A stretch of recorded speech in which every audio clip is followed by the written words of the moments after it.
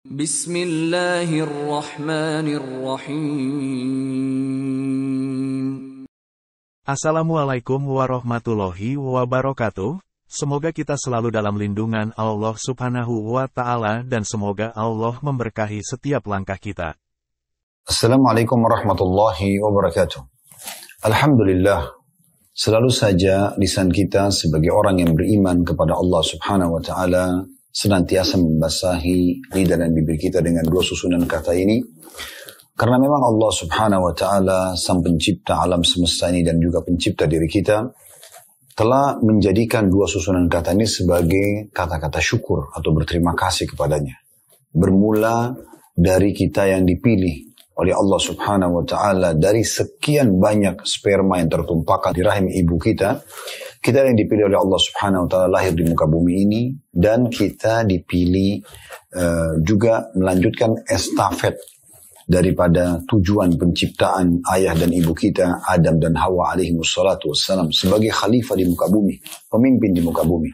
Kita akan berperan menerapkan syariat Allah Subhanahu wa Ta'ala, menebarkan keadilan di muka bumi, dan kemudian disiapkan segala macam fasilitas, air, udara, api. Bahkan pada saat kita lahir dari rahim ibu kita sudah disiapkan kedua orang tua yang merawat kita dari kecil, membiayai dengan penuh kasih sayang dan perhatian. Kemudian juga kita dipandu agar bisa mengenal agama ini, dan akhirnya kita jadikan sebagai pegangan hidup kita. Step by step kita akhirnya sampai kepada manusia yang dewasa dan mencapai target-target dalam kehidupan kita sehingga kita berprestasi. Semua ini nikmat Allah Subhanahu wa Ta'ala yang sangat besar, yang harusnya kita syukuri, dan Allah Subhanahu wa Ta'ala memudahkan bersyukur dengan menyebutkan atau mengulangi dua kalimat atau dua susunan kata tadi, Alhamdulillah. Selanjutnya kita panjatkan salam hormat kita kepada manusia yang paling pantas untuk diidolakan dan juga dijadikan sebagai suri tauladan. Manusia yang memang Allah Subhanahu wa Ta'ala perintahkan kepada kita agar kita mengucapkan salam hormat kepadanya. Dan sekali salam hormat ini akan dibalas oleh Allah Subhanahu wa Ta'ala dengan 10 salam dari sisinya. Dalam beberapa riwayat disebutkan akan dicatatkan baginya 10 pahala, akan dihapuskan 10 dosa, dan diangkat 10 derajat. Dan ini satu-satunya ibadah yang Allah Subhanahu wa Ta'ala bersama dengan malaikatnya juga ikut mengerjakan ibadah tersebut. Sebagaimana Allah berfirman dalam Al-Quran, Innallaha wa malaikatuhu yusalluna ala nabi, ya ayyuhalladzina amanu sallu alaihi wa sallimu taslima. Sungguhnya Allah dan para malaikatnya mengucapkan salam kepada Nabi. Hai orang beriman, salamlah kepadanya dengan salam yang banyak.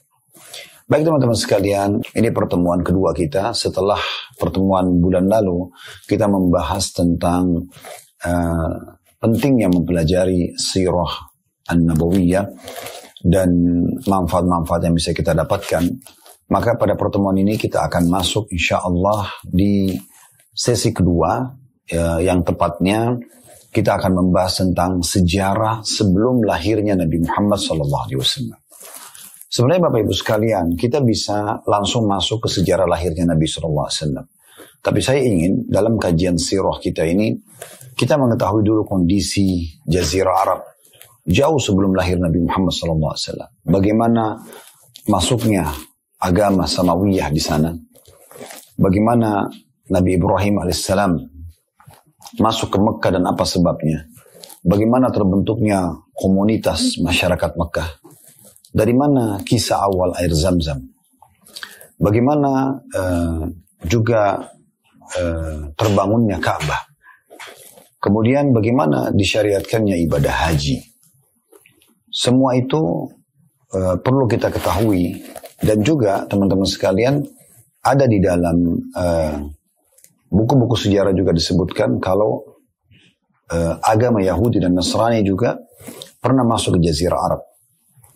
Dan seterusnya kita akan terus membahas tentang Jazirah Arab ini sampai kita ke titik lahirnya Nabi Muhammad SAW. Jadi nanti kita betul-betul mengetahui secara lengkap bagaimana sebenarnya kondisi Jazirah Arab sebelum lahirnya Nabi Muhammad SAW. Ini sangat penting. Ya, supaya kita mengetahui juga nanti apa sebabnya Nabi Muhammad SAW diutus dari kota Mekah dan kenapa Mekah yang dipilih. Baik, Dari sejarah sebelum lahirnya Nabi Muhammad SAW ini, dari tulisan yang insya Allah tidak lama lagi terbit dalam bentuk buku, sekarang lagi proses edit, yang Allah mudahkan kami menyusun buku As-Sirah Nabawiyah ini, kita membahas sejarah sebelum lahir Nabi Muhammad SAW bermula di poin hanya tentang masalah kisah Zamzam. Apa itu sebenarnya Zamzam? Dari mana asal muasalnya nama Zamzam? Ya. Dan bagaimana munculnya Zamzam itu sendiri. Kita akan bermula teman-teman sekalian kisah Zamzam ini dari kisah salah satu dari kakek Nabi Muhammad SAW, yaitu Ibrahim alaihi wassalatu wassalam. Kisah Nabi Ibrahim tidak bisa lepas dari kisah sejarah Nabi Muhammad SAW dan tidak bisa lepas dari kisah kota Mekah, air Zamzam, pembangunan Ka'bah, adanya perintah nanti sa'i jalan antara Safa dan Marwah, kemudian adanya disyariatkan rangkaian ibadah haji. Semua itu ada hubungannya dengan manusia yang mulia ini, Nabi Ibrahim alaihi wassalatu wassalam. Dan beliau juga mendapatkan julukan secara khusus Abul Anbiya, bapaknya para nabi-nabi, karena setelah Nabi Ibrahim alaihissalam yang datang sampai Nabi Muhammad SAW adalah dari keturunan beliau. Jadi menandakan beliau memang bapaknya para nabi-nabi. Mayoritas nabi ya yang kita wajib imani dari 25 nabi dan rasul yang disebutkan dalam Al-Quran, itu datang dari keturunan Nabi Ibrahim alaihi wassalatu wassalam. Berarti ini menandakan beliau memang punya kedudukan sendiri di sisi Allah subhanahu wa ta'ala, karena dipilih oleh Allah. Nabi Ibrahim alaihissalam, teman-teman sekalian, awal dakwah beliau itu di kota Babilonia, wilayah Irak. Dan pada saat itu beliau mendakwahi seorang raja zalim yang bernama Namrud. Namrud ini Bapak Ibu sekalian adalah seorang raja yang secara zahir diberikan nikmat yang sangat besar oleh Allah subhanahu wa ta'ala. Fisiknya sempurna. Orangnya tampan, tinggi, putih, kekar, secara fisik sempurna. Orangnya raja. Raja menguasai wilayah. Bahkan pada masa itu, kerajaan Namrud menguasai kurang lebih setengah dunia. Kaya raya, melimpah hartanya. Memiliki keturunan yang banyak. Dan sekian banyak kelebihan, diantaranya pasukannya tidak kalah berperang misalnya. Orangnya cerdas. Semua ini memicu bisikan syaitan datang pada Namrud agar dia mengaku sebagai Tuhan. Uniknya, dia jalankan bisikan itu. Dan dia iklankan kepada penduduk Babilonia kalau dia adalah Tuhan. Dan siapapun yang mengikrarkan itu akan mendapatkan apa yang dia inginkan. Misalnya di masa itu kalau kita hidup, tentu kita tidak berharap kita mengikuti ini. Tapi saya kasih perumpamaan, kalau di masa itu dulu kita hidup, maka secara otomatis ya, siapapun di antara kita yang mengatakan, iya Namrud kamu adalah Tuhan kami, apa yang Bapak Ibu sampaikan kepada Namrud diterima. Minta tanah, minta hewan ternak, minta harta, dikasih semuanya. Yang penting akui dia sebagai Tuhan. Yang tidak mengakui sebagai Tuhan dihukum mati. Maka tidak ada opsi. Mengakui dapat fasilitas atau tidak mengakui maka dihukum. Maka hampir seluruh wilayah masyarakat Babilonia mengakui dia sebagai Tuhan. Ini luar biasa ya. Berarti sudah tersempurnakan semua kelebihan-kelebihan dunia. Ya, dari tadi harta, fisik, keturunan, ya, jabatan, kekayaan, dan seterusnya. Ditambah lagi waktu dia mengaku sebagai Tuhan, bukan mengaku Nabi ya, mengaku Tuhan, pencipta. Maka orang-orang pun mengakuinya. Di saat itu belum ada yang pungkiri. Karena orang pikir kalau diakui sebagai Tuhan, dia dapat apa yang dia inginkan. Dan masih sebatas pikiran orang, ya sudah, saya ingin harta dapat, saya ingin hewan ternak dapat, saya ingin tanah dapat. Dan memang Namrud orang yang sangat kaya raya di saat itu. Kalau Bapak Ibu searching di Google, peninggalan Namrud, Anda akan lihat banyak sekali di wilayah Irak itu ya. Sampai ada di klaim di situ ada patung yang kebetulan memang bagian kepala patung itu sudah terpotong dari fisiknya. Itu seakan-akan ya digambarkan oleh sejarah itu adalah wajahnya Namrud. Baik, berjalanlah Bapak Ibu sekalian kehidupan Namrud mengaku sebagai Tuhan. Satu malam dia mimpi kerajaannya penuh dengan api, kebakaran di sana sini. Maka dia coba nanya kepada para peramal-peramal, dukun yang ada bersama dia. Walaupun dia ngaku Tuhan, dia juga masih percaya dukun gitu ya. Akhirnya dia bertanya, kira-kira apa takwil daripada mimpi ini? Ada di antara mereka, para dukun tersebut yang mengatakan, ini menandakan di Babilonia telah lahir sosok orang yang akan menghancurkan kerajaan Anda nanti. Tanpa pikir panjang, Namrud dengan kezalimannya, dia langsung memerintahkan agar semua anak laki-laki yang lahir dibunuh. Ini masyarakatnya sendiri. Maka pada saat itu, dan di malam yang dia iklankan, atau di hari yang dia iklankan akan dibunuh, kebetulan hari lahirnya Ibrahim AS. Maka ibu Ibrahim membawa lari Ibrahim menuju ke hutan. Dan dirawatlah oleh ibunya di sana. Karena kalau tidak akan dibunuh. Kebetulan ayah Nabi Ibrahim AS yang bernama Azar adalah orang yang sangat patuh dengan Namrud. Bahkan dia termasuk pandai patung, ya, orang yang membuat patung. Karena Namrud ini punya satu metode atau cara dia. Bagaimana caranya kalau masyarakatnya tidak bisa mendatangi istananya? Maka dia perintahkan agar dibuat biara-biara, tempat-tempat ibadah, dipenuhi dengan patung-patung yang mereka namakan dewa. Dewa hujan, dewa ini, rezeki, dewa, macam-macam. Mereka namakan dewa-dewa. Dan di setiap tempat pendewaan itu ada patung Namrud. Jadi orang kalau punya hajat apa-apa bisa datang, berikan sesajen di sana, dan ucapkan hajatnya, maka Namrud akan penuhi. Nah, seperti itu kurang lebih. Maka Azar ini salah satu orang yang membuat patung itu. Tetapi karena dia tahu istrinya hamil dan dia tidak ingin anaknya dibunuh oleh Namrud, maka dia bilang sama istrinya, bawalah anak ini ke hutan. Kalau tidak akan dibunuh. Tinggallah Nabi Ibrahim AS di hutan. Ringkas cerita, saya tidak akan banyak membahas tentang masalah bagaimana hidupnya Nabi Ibrahim di hutan. Nanti insya Allah akan ada kajian kami. Saya sarankan juga Bapak Ibu insya Allah nanti bisa mengikutinya, karena kami juga live. 2 bulan sekali kami membahas serial Nabi. Kemarin kami sudah membahas 2 kali pertemuan, atau tepatnya 2 bulan, karena sebulan sekali tentang Nabi Adam AS, 2 sesi. Nanti insya Allah kalau tidak ada halangan, di pekan kedua, Sabtu kedua di Ramadan, setelah kami balik umrah insya Allah di awal Ramadan, nanti kita akan bahas Nabi Idris AS. Nah, biasanya saya selang-selingkan. Kenapa saya katakan 2 bulan? Karena sebulan kami membahas tentang serial Nabi, sebulan lagi kami bahas serial sahabat Nabi. Jadi supaya bisa berjalan dengan baik insyaAllah. Dan nanti di kisah Nabi Ibrahim AS kita lebih panjang membahas tentang masalah itu. Ini sekelumit kisah tentang Nabi Ibrahim AS, karena yang kita fokusin adalah kisah Nabi Muhammad alaihissalam. Tapi saya bilang tadi di awal tidak bisa kita pisahkan antara kisah Nabi Muhammad SAW dengan kisah ayahnya Ibrahim alaihissalam. Baik, kisah Nabi Ibrahim AS ini disebutkan dalam Al-Quran di beberapa titik. Di antaranya, kalau Bapak Ibu bisa buka di aplikasi handphonenya, Al-Quran maksud saya, di aplikasi handphone, surah Maryam, surah nomor 19, ayat 41 sampai ayat 50. Saya ulangi lagi, surah Maryam, surah nomor 19, ayat 41 sampai ayat 50. Saya bacakan yang bunyi ayatnya, وَذْكُرْ فِي الْكِتَابِ إِبْرَاهِيمِ إِنَّهُ كَانَ صِدِّيقًا نَبِيًّا. Ceritakan hai Muhammad kisah Ibrahim dalam Alkitab atau Al-Quran. Sesungguhnya ia adalah seorang yang sangat membenarkan lagi seorang nabi. Yakin tentang Tuhannya Allah dan dia diutus menjadi seorang nabi. Itu ayat 41-nya.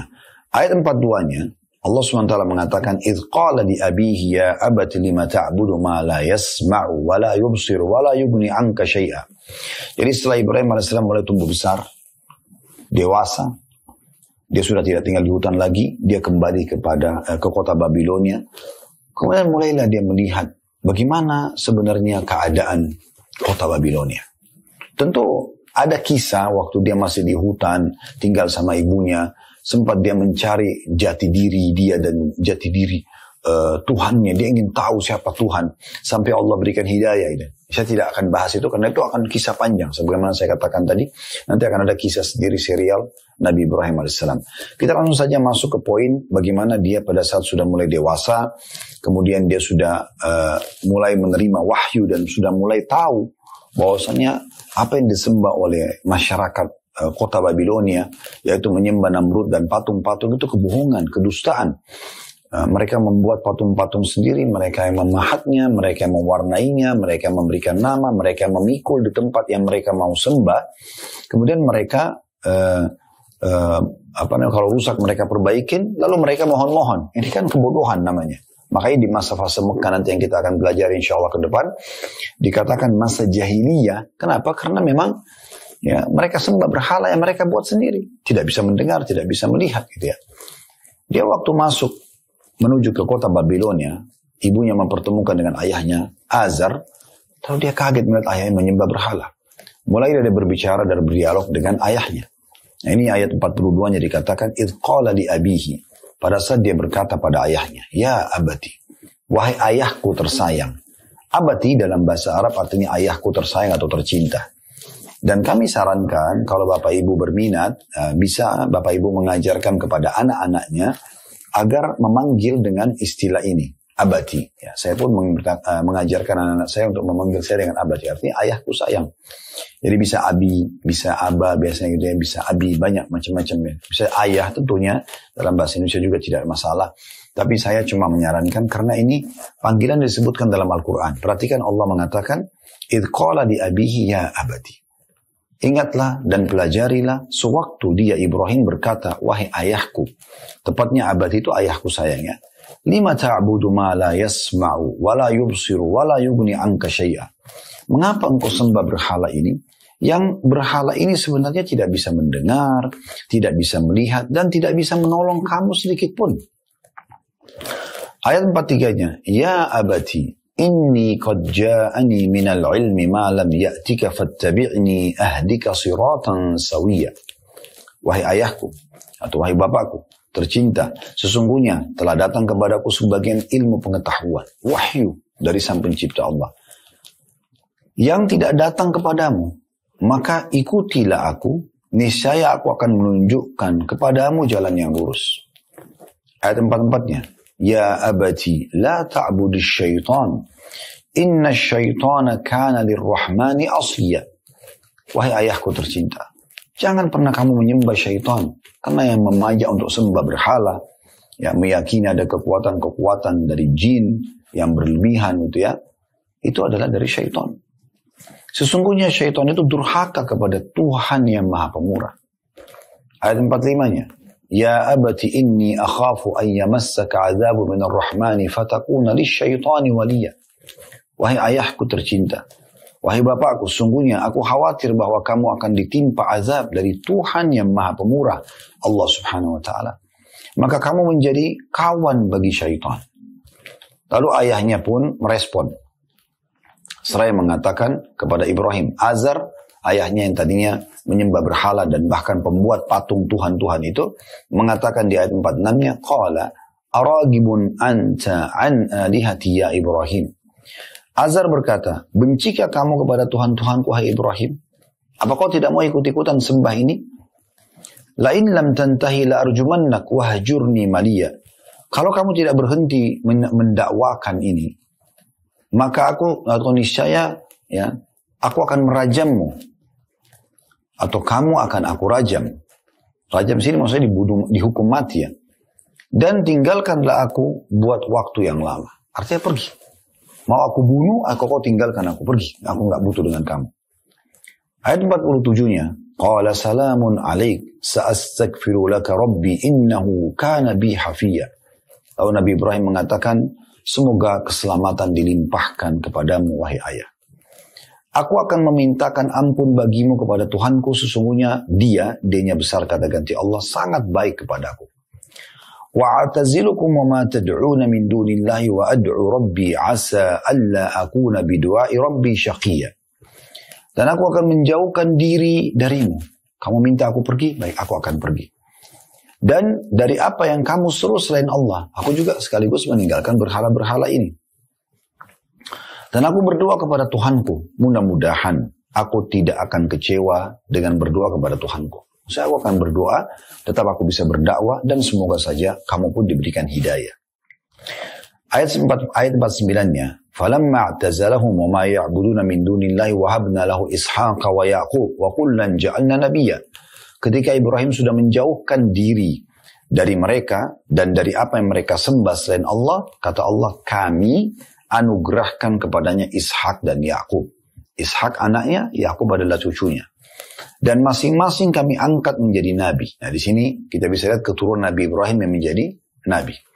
Ayat 50-nya, wa wahabna lahum min rahmatina wa ja'alna lahum lisana sidqin 'aliyya.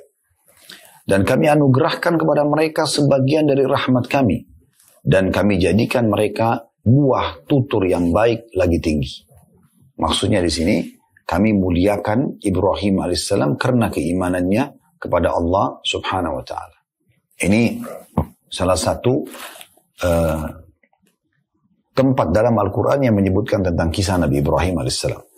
Kita juga bisa lihat surah Al-Anbiya, ya, surah nomor 21, Bapak Ibu bisa melihatnya di ayat 51 sampai 73. Jadi saya ulangi, silakan dibuka aplikasi Al-Quran di handphonenya, surah Al-Anbiya, surah nomor 21, ayat 51 sampai 73. Saya akan bacakan di ayat 51-nya, berbunyi, وَلَقَدْ آتَيْنَا إِبْرَاهِيمَ رُشْدَهُ مِنْ قَبْلُ وَكُنَّ بِهِ عَالِمِينَ. Dan sungguhnya telah kami anugerahkan kepada Ibrahim hidayah kebenaran sebelum dalam kurung Musa dan Harun. Karena Musa Harun adalah anak cucu Nabi Ibrahim AS. Dan adalah kami mengetahui keadaannya, keadaan Nabi Ibrahim AS. Dia lebih pantas diterima atau diangkat menjadi Nabi atau Rasul atau tidak. Di ayat 52-nya Allah ceritakan lagi. إِذْ قَالَ لِأَبِيهِ وَقَوْمِهِ مَا هَذِهِ التَّمَاثِيلُ الَّتِي أَنْتُمْ لَهَا عَاكِفُونَ. Ingatlah, maknanya belajarlah, pelajarilah. Ketika Ibrahim berkata kepada bapaknya dan kaumnya, patung-patung apakah ini yang kamu tekun beribadat kepadanya? Ayat 53-nya, qalu wajadna aba'ana laha 'abidin. Mereka menjawab, kami mendapati bapak-bapak kami menyembahnya. Ayat 54-nya, qala laqad kuntum antum wa aba'ukum fi dhalalin mubin. Ibrahim AS mengatakan, sungguhnya kamu dan bapak-bapakmu dalam keadaan kesesatan yang nyata. Bagaimana bisa sembah berhala? Ini patung kalian yang buat, kalian yang namai, kalian yang warnai, kalian yang pikul ke tempat yang kalian mau sembah. Dan juga tidak bisa mendengar, tidak bisa melihat, tidak bisa memberikan manfaat dan mudarat. Kalau rusak kalian yang perbaikin. Ayat 55-nya, qalu aji'tana bil haqqi am anta minal la'ibin.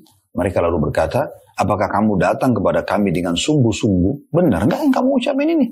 Ya, atau kamu termasuk orang-orang yang bermain-main saja? Di ayat 56-nya, qala bar rabbukum rabbus samawati wal ardi alladhi fatarahunna wa ana ala dzalika minasyahidin.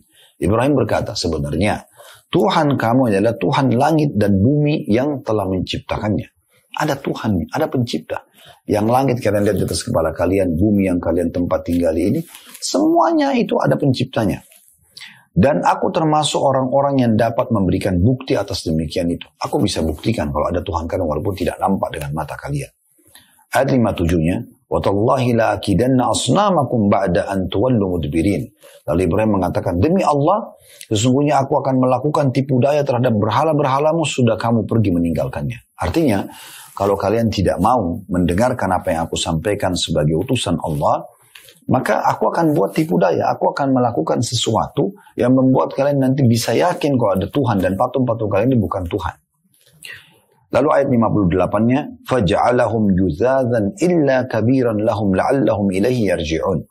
Maka Ibrahim membuat berhala-berhala itu hancur berpotong-potong, kecuali yang terbesar induk dari patung-patung yang lain agar mereka kembali bertanya kepadanya. Jadi pada saat mereka sudah bubar dari tempat ibadahnya itu, Ibrahim AS datang bawa kampak dihancurin semuanya. Yang mereka anggap dewa ini, dewa itu. Dan pada saat itu ada keyakinan mereka, karena mereka anggap itu sebagai Tuhan. Ini siapapun yang jangankan merusak, melirik saja ke patung-patung itu bisa kualat. Maka mereka kaget keesokan paginya datang. Waktu mereka mau sembah Tuhan-Tuhan mereka, semua patung-patung berantakan. Dan uniknya Nabi Ibrahim AS mengambil kepala-kepala patung itu, kemudian membiarkan patung yang paling besar, ya, di ujung, di bagian tengah ruangan. Kalau tidak salah itu adalah patung Namrud. Kemudian meletakkan kepala patung-patung yang lain, kemudian meletakkan juga kampak di tangan patung yang paling besar itu. Waktu mereka lihat, ya, di ayat 59-nya, penduduk Babilonia mengatakan, qalu man fa'ala hadza bi alihatina innahu laminadh dhalimin. Mereka berkata, siapakah yang melakukan perbuatan ini terhadap Tuhan-Tuhan kami? Sesungguhnya dia termasuk orang-orang yang zalim. Ayat 60-nya, qalu sami'na fatan yadhkuruhum yuqalu lahu Ibrahim. Kebetulan penjaga kuil itu, ya, pendetanya atau penjaga kuil yang dianggap suci manusia di situ, mengatakan ada seseorang yang kami dengar, ya, pemuda yang telah mencela berhala-berhala ini yang bernama Ibrahim. Yang kemarin bilang sama kalian mau buat tipu daya, nah itu yang datang tuh, hancurin patung-patung ini. Maka ayat 61, mereka berkata, qalu fa'tu bihi ala ayunin nasi la'allahum yashhadun. Maka ayo, bawa dia, seret Ibrahim itu. Bawa di depan orang-orang semuanya. Agar mereka bisa menyaksikan bagaimana dia harus memberikan argumentasi, bagaimana dia merusak Tuhan-Tuhan kita, dan menyampaikan alasannya, serta bagaimana kita menghukumnya nanti. Ayat 62-nya. Qalu a'anta fa'alta hadha bi'alihatina ya Ibrahim. Datanglah Ibrahim AS ke tempat ibadah mereka tadi. Lalu mereka bertanya, apakah kamu yang melakukan perbuatan ini terhadap Tuhan-Tuhan kami, wahai Ibrahim? Ayat 63-nya, Ibrahim ingin mencerahkan pikiran mereka, mengeluarkan mereka dari kemelut kebodohan selama ini, di mana mereka menyembah berhala-berhala yang tadi saya bahasakan, mereka yang buat, mereka yang warnain, mereka yang berikan nama, mereka yang pikul, mereka perbaiki kalau rusak, yang tidak bisa memberikan manfaat dan mudarat. Mereka pun kalau kasih sajian tidak ada, yang makan adalah serangga di situ. Ayat 63-nya kata Ibrahim AS, bal fa'alahu kabiruhum hada fas'aluhum in kanu yantiqun.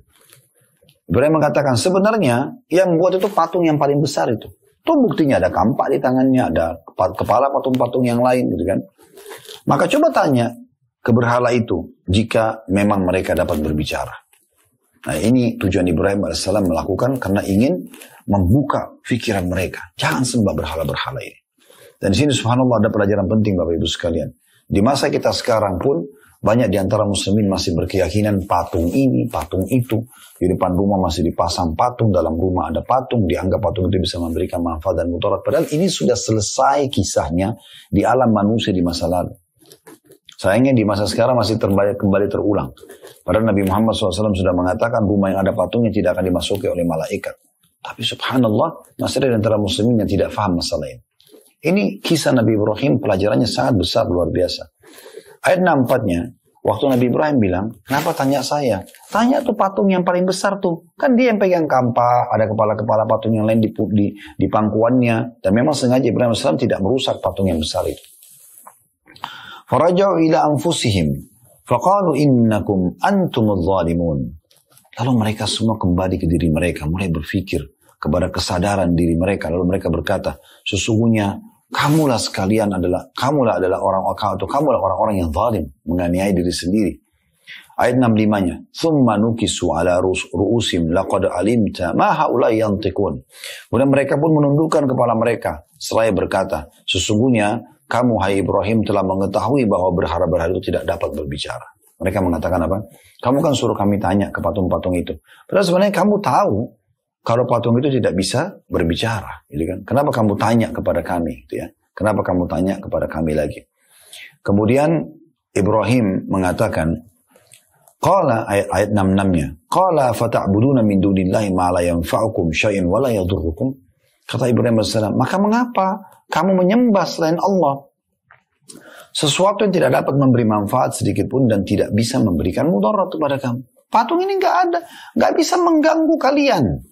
Gak bisa memberikan manfaat, gak bisa memberikan mudarat, itu ya. Di ayat 67-nya, uffin lakum walima ta'buduna min dunillah afala ta'qilun. Celakalah kamu, kata Ibrahim AS kepada penduduk Babilonia. Dan apa yang kamu sembah selain Allah, maka apakah kamu tidak memahaminya? Di ayat 68-nya, qalu harrikuhu wansuru alihatakum in kuntum fa'ilin. Maka mereka serentak mengatakan, bakarlah dia. Dan bantulah Tuhan-Tuhan kamu jika kamu benar-benar hendak bertindak. Ini unik. Setelah mereka mulai kembali ke diri mereka, sudah mulai mereka tahu, oh iya ya ternyata kita salah nih. Tapi rupanya syaitan masih bisikin mereka dan mereka ikutin itu. Yaitu mereka bilang, ayo kita tolong Tuhan kita. Bunuh Ibrahim ini. Bakar dia. Maka pada saat itu mereka pun membakar api yang sangat besar. Penduduk Babilonia. Dan mereka pikir, mungkin ini jenis siksaan yang paling dahsyat itu ya. Karena kalau bunuh orang, dipenggal lehernya, ditusuk badannya itu udah biasa. Mereka mau satu kematian yang spektakuler, yang membuat orang lain tidak akan lagi mengganggu Tuhan-Tuhan mereka gitu ya. Maka mereka pikir, oh yang paling bagus api. Karena sekuat apapun otot seseorang, kena api pasti kesakitan. Kalau pedang mungkin dia masih bisa tahan, ya mungkin dia pura-pura gak sakit, atau pisau, atau digebukin ya. Tapi kalau api, Sehebat apapun dia mau tahan dahsyatnya api, panasnya nggak mungkin bisa. Maka mereka buat api yang sangat besar. Sebagian riwayat menyebutkan kalau saking besarnya api itu, kalau ada burung yang lewat di atasnya maka tiba-tiba hangus gitu ya, karena panasnya. Namun mereka lupa Ibrahim AS bersama Tuhan alam semesta ini. Maka Allah berfirman di ayat 69-nya, Qulna ya naru kuni bardan wa salaman ala Ibrahim. Kami berfirman, hai api, menjadi dinginlah dan menjadi keselamatanlah bagi Ibrahim. Maka api itu tidak berbahaya bagi Ibrahim AS. Yang ciptakan api adalah Allah, yang membuat sifatnya panas adalah Allah, dan Allah mampu mengubahnya menjadi dingin. Maka Allah mengatakan, perintahkan pada api yang mereka nyalakan itu agar menjadi dingin dan menjadi keselamatan bagi Ibrahim AS. Maka mereka coba berusaha membakar Nabi Ibrahim, tapi Nabi Ibrahim AS tidak terbakar sama sekali. Ayat 70-nya, wa aradu bihi kaidan faja'alnahumul akhsarin. Maka pada saat hendak mereka membuat makar terhadap Ibrahim, mereka mau bakar, membunuhnya, maka kami menjadikan justru mereka adalah orang-orang yang paling merugi. Mereka mempermalukan diri mereka sendiri. Jadi ayat ini teman-teman sekalian memberikan gambaran kepada kita bagaimana sekelumit kisah Nabi Ibrahim AS. Ya. Kemudian di ayat 71 saya tadi bilang sampai ayat 73 ya. Ayat 71-nya وَنَجَّيْنَاهُ وَلُوطًا إِلَى الْأَرْضِ الَّتِي بَارَكْنَا فِيهَا لِلْعَالَمِينَ. Dan kami selamatkan Ibrahim dan Lut ke sebuah negeri yang kami telah memberkahinya untuk sekalian manusia. Maksudnya ke Palestina. Setelah masyarakat Babilonia menolak dakwah beliau, maka Allah pun memerintahkan Nabi Ibrahim AS untuk pindah lokasi dakwah dan tepatnya ke negeri Syam. Ya, dan waktu itu pusatnya adalah Palestina. Ya, pergi ke sana bersama dengan ponakannya bernama Lut, yang akhirnya diangkat juga menjadi Nabi Lut. Anda tentu tahu kisah kaum Nabi Lut yang mereka melakukan homoseksual, itu ada juga bahasan sendiri ya. Dan waktu itu termasuk yang beriman pada risalah Nabi Ibrahim AS adalah ponakannya bernama Lut, dan akhirnya Allah utus untuk mendakwai wilayah lain gitu ya. Ayat 72-nya, wa wahabna lahu ishaqa wa yaquba nafila wa kullan ja'alna salihin. Karena kesabaran Ibrahim dalam berdakwah, menjelaskan argumentasi agama Allah dan penolakan Allah dan mempermalukan mereka dengan sesembahan yang tidak ada manfaatnya itu, maka Allah mengaruniakan kepada Ibrahim keturunan Ishak dan Yakub sebagai suatu anugerah dari kami, dan masing-masing kami jadikan orang-orang yang saleh. Maksudnya Ishak dan Yakub. Kemudian saya tadi sudah katakan Ishak anak Nabi Ibrahim, Yakub adalah anaknya Ishak, berarti cucunya Nabi Ibrahim AS. Ayat 73-nya, وَجَعَلْنَاهُمْ أَئِمَّةً يَهْدُونَ بِأَمْرِنَا وَأَوْحَيْنَا إِلَيْهِمْ فِعْلَ الْخَيْرَاتِ وَإِقَامَ الصَّلَاةِ وَإِيتَاءَ الزَّكَاةِ وَكَانُوا لَنَا عَابِدِينَ. Dan kami telah menjadikan mereka itu sebagai pemimpin-pemimpin yang memberi petunjuk dengan perintah kami. Saya menjadikan nabi-nabi ya. Dan telah kami wahyukan kepada mereka untuk mengerjakan kebajikan, mendirikan sholat, menunaikan zakat, dan hanya kepada kamilah mereka menyembah. Nah ini tentang tambahan kisah Nabi Ibrahim alaihi wassalatu wassalam. Tentu ada kisah juga teman-teman sekalian yang menyebutkan Namrud sendiri, penguasa Mesir, penguasa pada saat itu Babilonia, dia berusaha untuk memanggil Ibrahim dan coba membunuh Ibrahim AS. Termasuk dia memerintahkan tadi untuk membakar api.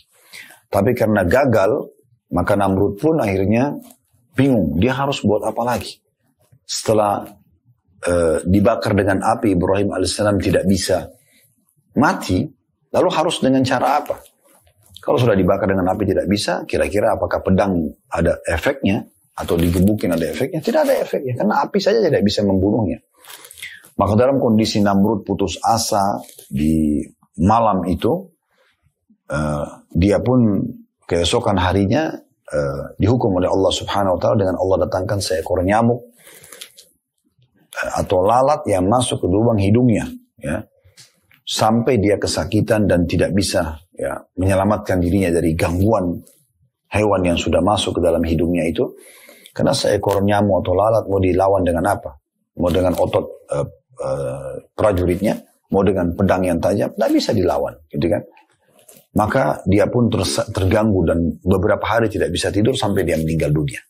Dan pada saat dia tergeletak, ya, dia meninggal dunia, maka di saat itulah orang-orang di sekitarnya mengatakan, sungguh Tuhan kita Namrud telah dibunuh oleh seekor lalat atau seekor nyamuk. Akhirnya Nabi Ibrahim alaihissalam diperintahkan oleh Allah untuk pindah menuju ke wilayah baru, yaitu ya, Palestina. Ibrahim alaihissalam menikah dengan seorang wanita mulia bernama Sarah. Dan Sarah ini hidup bersama Nabi Ibrahim alaihissalam. Cuma Allah takdirkan sebuah ujian dalam kehidupan mereka. Sarah gak bisa punya anak karena mandul. Walaupun tadi sudah kita sebutkan, nanti akan ada anak yang lahir dari rahim Sarah, itulah Ishak, dan dari Ishak akan lahir Yakub. Nanti tentunya insya Allah akan connect ceritanya ya. Baik, kita langsung saja masuk setelah menikah dengan Sarah, berjalanlah kehidupan mereka. Nabi Ibrahim AS juga terus melanjutkan dakwanya. Satu waktu, Ibrahim AS mau masuk ke wilayah Mesir. Dan wilayah Mesir ini, teman-teman sekalian, dikuasai oleh seorang raja yang zalim. Salah satu kezalimannya yang unik adalah raja ini suka sekali mengambil istri orang. Ini unik ya. Dia mau mengambil istri orang. Dia suka istri orang. Tapi tentu dengan syarat juga cantik kan gitu. Bukan cuma sekedar status istri. Karena bagi dia tidak mungkin seorang wanita dinikahi oleh seorang laki-laki kecuali pasti punya kelebihan. Nah seperti itulah. Begitu kisahnya di masa itu ya. Dan inilah nanti akan memunculkan awal kisah hadirnya Hajar yang nanti akan menjadi istri kedua Nabi Ibrahim alaihissalatu wassalam. Pada saat itu, Bapak Ibu sekalian, Nabi Ibrahim alaihissalam mengatakan, wahai Sarah, kita akan masuk ke sebuah wilayah namanya Mesir. Di sana ada raja zalim, dia suka mengambil istri orang. Engkau telah diberikan oleh Allah SWT kelebihan fisik, kemungkinan besar mereka akan ya mengambilmu. Maka kalau mereka tahu kau adalah status istri, oleh karena itu kalau kamu ditanya, kamu siapa? Katakan kau adalah saudariku. Aku pun akan mengatakan waktu tanya engkau adalah saudariku. Maksudnya saudari dalam Islam. Karena orang ini penjahat. Sepakatlah mereka seperti itu. Kemudian Nabi Ibrahim dan Sarah alaihissalam masuk ke Mesir. Ketemu dengan beberapa prajurit dari Raja Zalim di Mesir. Dan tidak disebutkan namanya. Raja ini siapa namanya. Intinya pada saat itu masuklah mereka ke Mesir. Dan ketemu dengan ya, prajurit-prajurit Raja Zalim ini. Begitu melihat kecantikan Sarah, tanpa banyak bicara, bahkan tidak perlu memastikan dia adalah istri atau bukan istrinya Ibrahim, dirampas, dibawa ke raja. Melihat kecantikan yang luar biasa, paras wajah dan fisiknya Sarah, maka raja tersebut tiba-tiba mau menjamahnya. Biasa, tuh dia mau memerkosa dan menikmati yang bukan haknya, subhanallah. Yang jelas pada saat itu, Bapak Ibu sekalian, dia pun coba menjamah Sarah, tapi Sarah berdoa kepada Allah Subhanahu wa taala agar diselamatkan dari kezaliman raja ini. Dan tiba-tiba raja itu stroke. Pada saat itu rajanya mengatakan, "Apa yang kamu lakukan padaku?" Kata Sarah, "Aku telah berdoa kepada Tuhanku untuk menyelamatkan dari kejahatanmu." Maka raja itu bilang, "Kalau begitu tolonglah mohon kepada Tuhanmu agar menyembuhkanku dan aku tidak akan ganggu kamu." Sarah pun berdoa di hadapan raja itu agar disembuhkan oleh Allah dan ternyata disembuhkan betul. Raja ini pikir ini permainan. Masa tiba-tiba stroke, tiba-tiba sembuh. Dia coba menjamah Sarah yang kedua kalinya. Sarah berdoa lagi, Allah selamatkan. Sekarang stroke-nya lebih parah. Tadi satu tangan, sekarang mungkin dua tangan parah stroke-nya. Maka dalam kondisi dia seperti itu dia mengatakan, "Apa yang kau lakukan padaku?" Raja itu tanya kepada Sarah. Sarah mengatakan, "Aku memohon kepada Allah, Tuhanku akan diselamatkan dari keburukanmu." Raja itu mengatakan, "Kalau gitu, mohonlah lagi kepada Tuhanmu agar aku diselamatkan. Dan aku tidak akan ganggu kamu." Sarah berdoa dan sembuh lagi. Raja ini masih penasaran. Dia coba jamah yang ketiga kalinya. Di situ Sarah berdoa lagi, stroke-nya lebih besar, hampir seluruh tubuhnya, kecuali bagian wajahnya. Maka dalam kondisi ketakutan si raja itu mengatakan, "Tolong minta kepada Tuhanmu. Saya janji dan semua ya pegawai saya, siapapun yang ada di istanaku ini akan jadi saksi kalau aku tidak akan lagi menjamahmu. Tapi sembuhkan saya." Maka Sarah pun berdoa kepada Allah Subhanahu wa taala agar dikaruniahi ya, diberikan oleh Allah Subhanahu wa taala kemudahan ya untuk menyembuhkan atau agar Allah menyembuhkan orang zalim ini. Dan hanya sembuh. Setelah sembuh, dalam beberapa buku sejarah disebutkan, Raja Zalim ini mengatakan kepada para pengawalnya, datanglah kalian dan segera keluarkan perempuan ini dari istanaku. Sebab yang kalian bawa adalah jin dan bukan manusia. Nah pada saat itu, dikeluarkanlah Sarah dengan baik-baik dari istana. Namun si raja ini sempat berpikir. Dia khawatir. Kalau sampai Sarah sudah pergi, dan ternyata dia stroke lagi, gak ada yang bisa menolong dia, karena Sarah sudah pergi. Maka dia pun berusaha mengambil hati Sarah, sambil mengatakan, tolong maafin saya. Sebagai bukti saya serius, saya akan menghadiahkan kepadamu wanita terbaik Mesir. Maka dia pun menghadiahkan Hajar kepada Sarah. Nah di sini awal mula Hajar masuk dalam kehidupan Sarah. Ringkas cerita Bapak Ibu sekalian, pergilah Sarah bertemu dengan suaminya Ibrahim. Ibrahim bertanya, siapa ini? Begini ceritanya. Diceritakanlah panjang lebar semuanya. Hanya Ibrahim pun menerima Hajar, sama-sama kembali ke Palestina. Hiduplah mereka dalam kehidupan mereka panjang, waktu yang panjang. Ibrahim alaihissalam terus berdoa kepada Allah subhanahu wa ta'ala setelah sekian lama tahun berdakwah. Dia kepikiran, kira-kira bagaimana nih dakwah ini? Siapa yang akan melanjutkan estafet dakwah ini?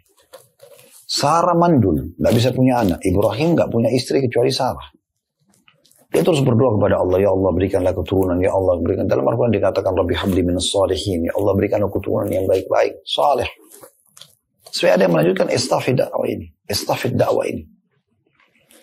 Sarah, karena melihat suaminya selalu berdoa, dan waktu itu dia sudah mencapai umur yang tua, sekitar 60 tahun, apalagi dia mandul, maka dia pun mengambil inisiatif untuk menghadiahkan Hajar, yang tadinya dia yang diberikan oleh Raja Mesir, kepada suaminya Ibrahim, agar Ibrahim menikahinya. Maka Ibrahim pun alaihissalam menikahi Hajar.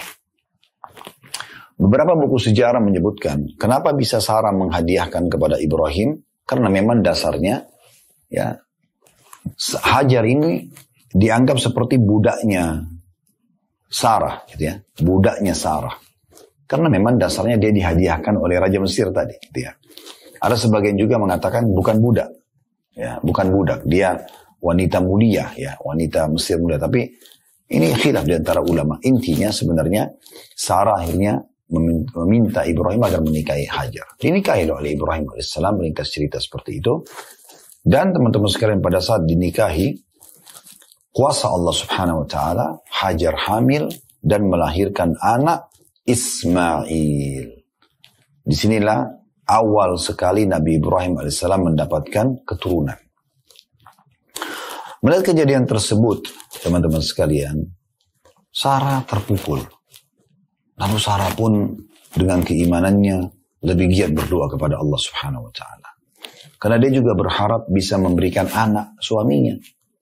Suaminya seorang laki-laki yang mulia, nabi. Dia ingin supaya suaminya juga dapat keturunan dari dia. Maka dia mohon terus kepada Allah subhanahu wa ta'ala. Terjadi satu mukjizat yang luar biasa untuk Nabi Ibrahim AS dan keluarganya. Malaikat Allah datangkan khusus menyampaikan informasi kalau Sarah akan hamil di umur tuanya dan mandul. Serta akhirnya melahirkan Ishak. Jadi dalam waktu yang berdekatan, setelah sekian tahun tidak punya anak, Ibrahim AS memiliki 2 anak sekaligus dan dua-duanya laki-laki yang akhirnya melanjutkan estafet, ya, dakwah agama Allah subhanahu wa ta'ala. Nah ini yang terjadi. Dan pada saat Allah mengutus malaikat untuk menyampaikan berita gembira Sarah akan hamil, maka di saat itu sekaligus malaikat-malaikat tersebut diperintahkan oleh Allah untuk menghancurkan kaum Nabi Lut, pelaku homoseksual. Nah, Nabi Ibrahim AS ada di Palestina, kaum Lut ada di Jordania. Jordan dan Palestina dipisahkan Laut Mati.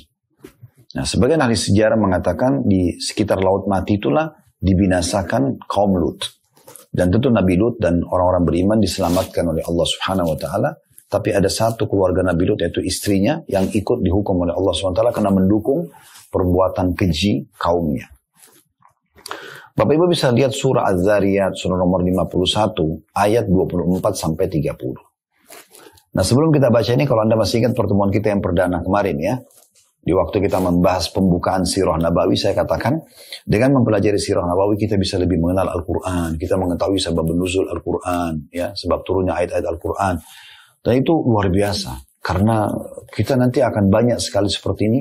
Ya, menyebutkan, coba Bapak Ibu lihat ayat Al-Quran di surah ini, ayat ini. Itu kajian sirah Nabawi itu kuat sekali dengan dalil-dalilnya. Ya. Dalam surah Az-Zariyat surah nomor 51 ayat 24 sampai 30. Allah berfirman, Hal ataka hadithu dhaifi Ibrahim al-mukramin. Sudah sampaikah kepadamu hai Muhammad cerita tentang tamu Ibrahim, yaitu malaikat-malaikat yang dimuliakan. Ayat 25-nya. Idh dakhalu alaihi faqalu salaman qala salamun qaumun munkarun.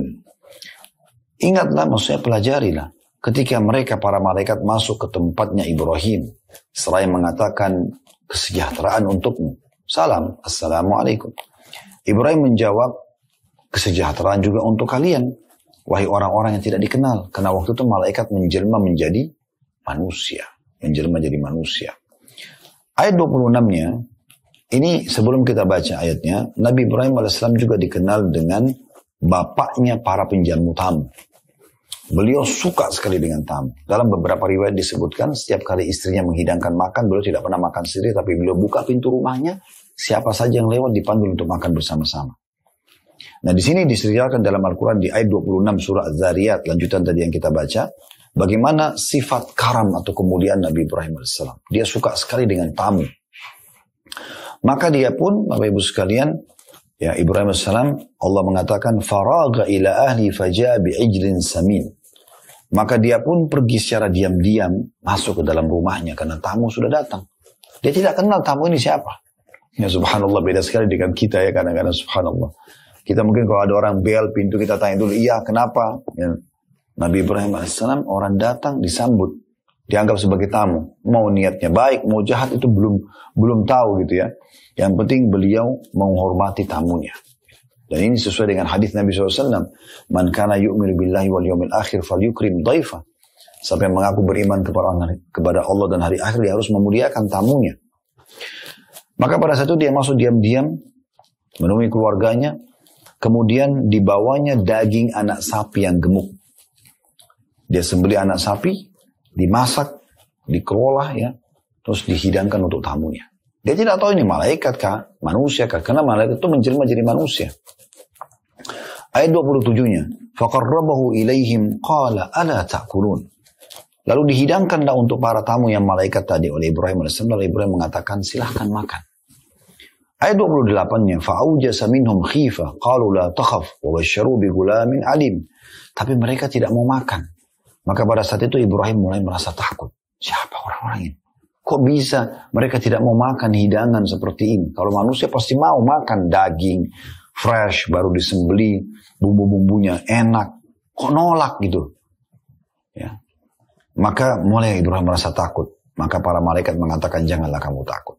Dan mereka memberi kabar gembira kepada Ibrahim tentang kelahiran anak yang alim, yaitu Ishak. Anak yang saleh yang bernama Ishak yang akan lahir dari Sarah. Pada saat itu, Ibrahim sudah yakin ternyata ini adalah malaikat yang Allah utus, karena malaikat bisa datang dalam wujud malaikat, bisa juga datang dalam wujud manusia gitu ya. Di ayat 29-nya, فَأَقْبَلَتِ امْرَأَتُهُ فِي صَرَّةٍ فَصَكَّتْ وَجَهَا وَقَالَتْ عَجُوزٌ حَقِيمٌ. Kemudian istri Nabi Ibrahim, maksudnya Sarah, waktu dengar bahwasanya ada berita gembira, istrimu akan hamil, akan ada anak dan Allah kasih nama Ishak. Maka istri Nabi Ibrahim memekik lalu menepuk mukanya sendiri. Maksudnya bersuara sambil menepuk pipinya. Biasanya orang-orang masa dulu begitu kalau dia kaget gitu ya. Dengan dua tangan tentunya. Seraya mengatakan, aku adalah seorang perempuan tua dan mandul. 60 tahun umurnya. Dan mandul memang dari awal gak bisa hamil. Seakan-akan dia kaget. Bagaimana bisa saya punya anak? Ayat 30-nya. Qalu kadzaliki qala rabbuki innahu wal hakimul alim. Para malaikat menjawab, demikianlah Tuhanmu memfirmankan, sesungguhnya dialah, D-nya besar kata ganti Allah, yang maha bijaksana lagi maha mengetahui. Ayat 31. Qala fama khatbukum ayyuhal mursalun. Tentu sampai di sini kisah kita ya. Kisah tentang bagaimana Sarah hamil, berita gembira dan akhirnya melahirkan Ishak. Sampai ayat 30. Kalau Bapak Ibu mau baca nanti ayat 31, ayat 32, itu tentang cerita diskusi, dialog antara Nabi Ibrahim dengan dua malaikat tentang masalah penyiksaan kaum Lut. Ini mungkin tidak kita bahas ya. Saya rasa mungkin cukup sampai ayat 30 tadi karena kita mau ambil saksi bahasan dari ayat tentang prosesi bagaimana Sarah akhirnya hamil setelah dia berdoa sekian lama dan akhirnya melahirkan anak bernama Ishak. Beberapa waktu kemudian Allah subhanahu wa ta'ala dengan hikmahnya yang sangat besar memerintahkan kepada Ibrahim alaihissalam untuk membawa istri keduanya Hajar menuju ke satu lembah, tepatnya Mekah. Dan perintah ini hanya memerintahkan saja bawa istrimu Hajar bersama anaknya yang baru lahir Ismail ke sana. Ibrahim alaihissalam hanya mengatakan kepada Hajar, bersiap-siaplah kita akan safar dan bawa bayimu. Hajar pun sebagai wanita salihah yang patuh pada suaminya, dia ikut saja. Dia ikut, naik unta, jalan. Perjalanan dari Palestina ke kota Mekah di masa itu membutuhkan waktu kalau orang menggunakan kuda yang cepat, laki-laki yang perkasa, 1 bulan perjalanan. Itu nanti akan kita bahas insya Allah perkataan Abu Jahal di saat kaget waktu Nabi SAW menceritakan tentang kejadian Isra dan Mi'raj. Seperti itu. Intinya, teman-teman sekalian, pada saat itu Nabi Ibrahim AS pun membawa istrinya Hajar dan anaknya Ismail ke lembah Mekah. Nah di situ ada pondasi Ka'bah. Ka'bah ini awalnya Bapak Ibu sekalian dibangun oleh Nabi Adam dan anaknya bernama Syith. Shin Ya Tha. Syith. Syith ini adalah adiknya Qabil dan Habil. Kisah yang masyhur. 2 adik kakak, yang satu membunuh yang lainnya. Ya. Ini sudah kami ceritakan panjang lebar tentunya di kisah Nabi Adam AS. Bisa Bapak Ibu lihat di playlist YouTube kami nanti insya Allah. Dan Bapak Ibu bisa mendengarkan kisah panjang lebar Qabil dan Habil. Kami baca dari kitab Sahih Kisah Al-Anbiya. Ya. Intinya teman-teman sekalian, pada saat itu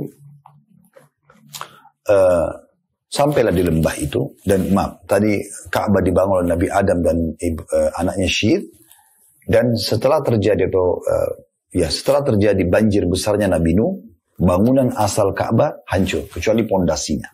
Dari pondasi masih ada. Allah SWT memerintahkan Nabi Ibrahim untuk bawa istrinya Hajar dan Ismail anaknya ke sekitar pondasi Ka'bah itu. Setelah menancapkan tenda, tali tenda atau kemah dan meninggalkan sedikit bekal, Ibrahim AS tidak banyak ngomong, tiba-tiba naik ke atas untanya dan kembali mengarahkan untanya ke arah negeri Syam. Negeri Syam itu berarti di utara kota Mekah, ke atas. Hajar kaget, karena dia tahu kalau orang naik unta begitu berarti dia mau jalan. Maka Hajar pun berkata dalam riwayat-riwayat yang sahih, wahai Ibrahim, apakah engkau akan meninggalkan kami di sini? Ya. Di sebuah lembah. Tidak ada manusia, tidak ada hewan, tidak ada tumbuh-tumbuhan, gak ada kehidupan. Lembah padang pasir, kering, kerontong, gak ada apa-apa. Ibrahim diam saja. Jalan tetap untanya. Ya. Pada saat itu Bapak Ibu sekalian, Hajar ikut dari belakang sambil mengatakan lagi, wahai Ibrahim, apakah engkau akan membiarkan kami, maksudnya aku dan anakku di lembah ini? Gak ada kehidupan, gak ada manusia. Ibrahim tetap jalan. Ketiga kali berkatalah Hajar, wahai Ibrahim, apakah engkau membiarkan kami? Tetap Ibrahim diam. Setelah 3 kali, Allah Subhanahu Wa Taala mengilhamkan dalam hati Hajar untuk bertanya ini. Ini yang keempat kalinya. Maka dia mengatakan, Allahu amaraka bihada. Apakah Allah yang memerintahkanmu ini? Maka Ibrahim AS menganggukkan kepalanya. Artinya iya benar. Cuma Ibrahim tidak tega untuk membahasakan karena dia harus meninggalkan istri dan anaknya. Dalam Al-Quran digambarkan Mekah waktu itu biwadin ghairi dzidra. Di sebuah lembah yang tidak ada pepohonan. Tidak usah pohon basah, pohon kering, nggak ada. Padang pasir gersang.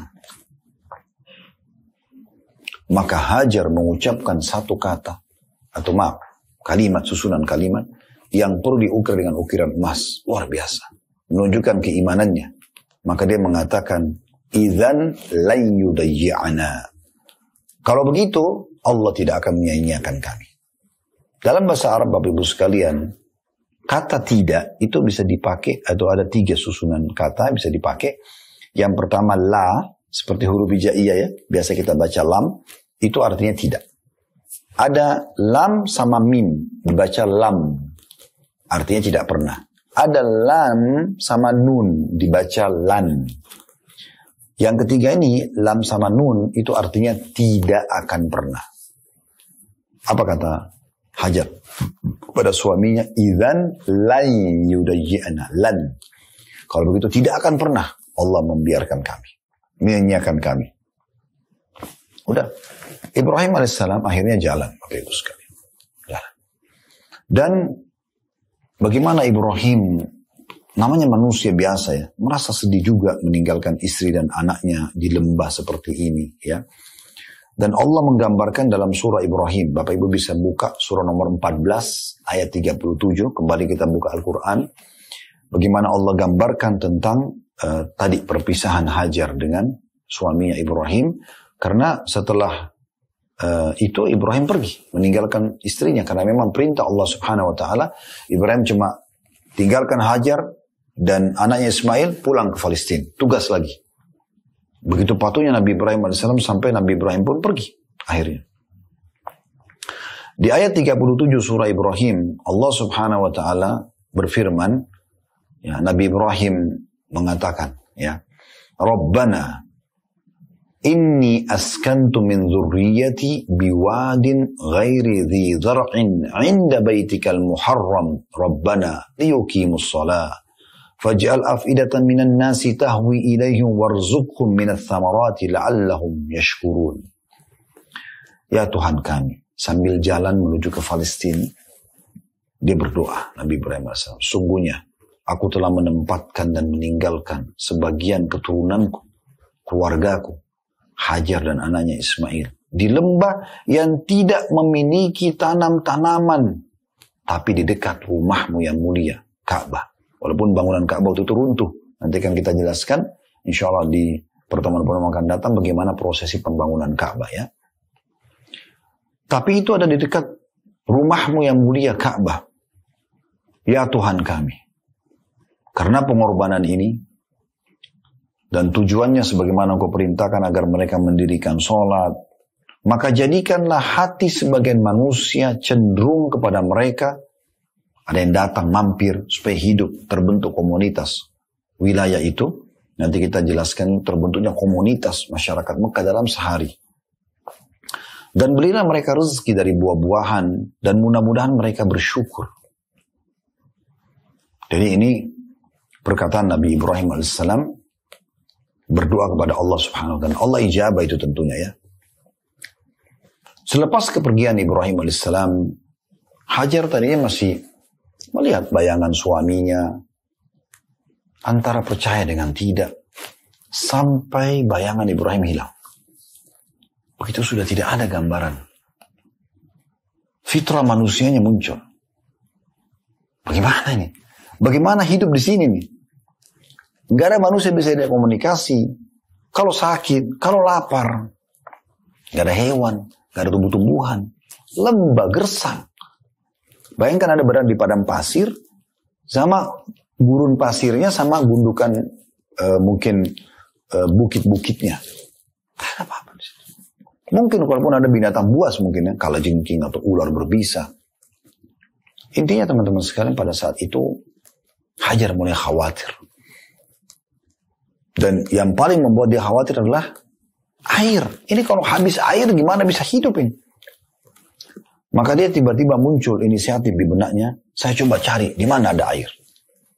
Dia letakkan anaknya Ismail di sekitar pondasi Ka'bah. Dia pun belum tahu kalau di situ adalah pondasi Ka'bah.